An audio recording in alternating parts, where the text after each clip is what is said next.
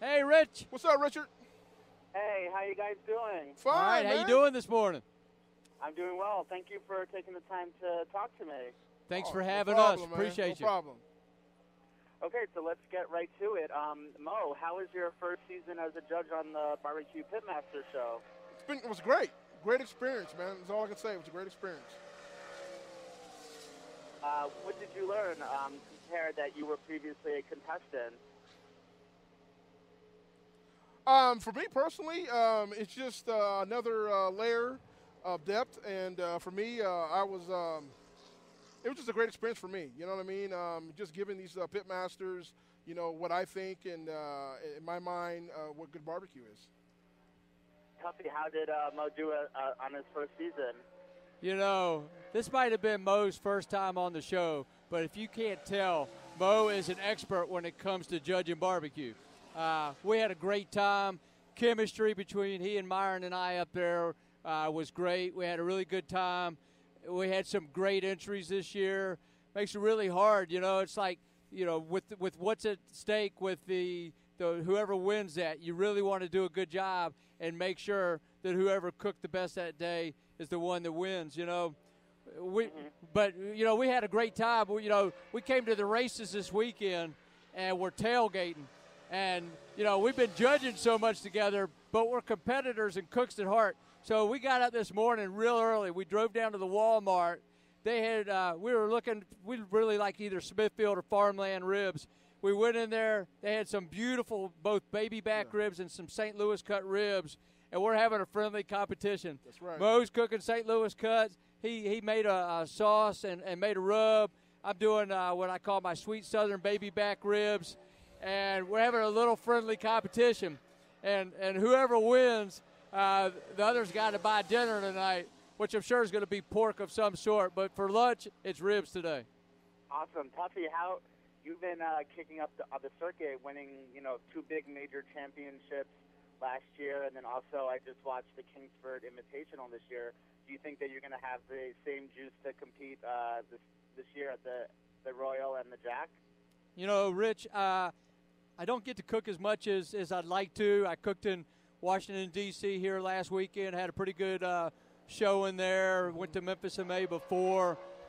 You know, when I go to a barbecue competition, I just try and focus, make sure that I got all my seasons and all my sauces ready to go, that my pit's clean, and that I've got good meat to start with.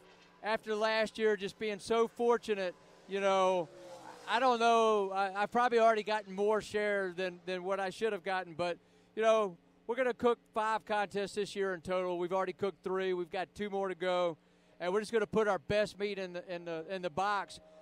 You know, Rich, what Mo and I are trying to do is trying to spread the word to people, to the backyard barbecuers, to let them know that cooking ribs is easy, that cooking ribs is easy, they're fun to eat, and that you can take barbecue and through some techniques and some recipes, make better barbecue in the backyard that's comparable to what's out there on the circuit.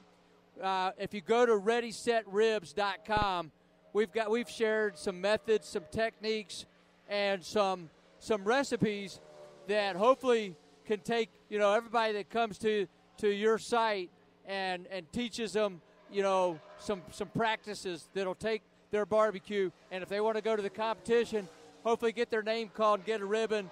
But if nothing else, all their friends and family come over to their backyard that they're going to like it. Man, I'll tell you what, Rich. I was in Dallas, Georgia last weekend at a JBA cook-off, which is all pork. You got to cook pork loin, pork butt, and ribs. I, in my freezer at home, I've got a freezer full of Smithfield Farmland ribs. I took a set of Farmland baby back ribs, and I went down to Georgia, and I almost won the whole contest with those ribs. I ended up getting second overall, but it was less than a point. And these are the same ribs that you can go to Walmart and buy. And I'm telling you, that's what makes them so awesome. You know what I mean? They're not they're just great marble, great flavor, and you can take them in and you can go to a contest as well as go in your backyard and cook amazing ribs. Can you guys give, you know, my readers maybe 1 or 2 tips on how to make that perfect rib? Rich, you know as well as I do, the components that really make that rib perfect. I think first of all is to bring a lot of flavor through your spritz, your sauce, or your seasoning that really enhances the natural flavor of the pork itself.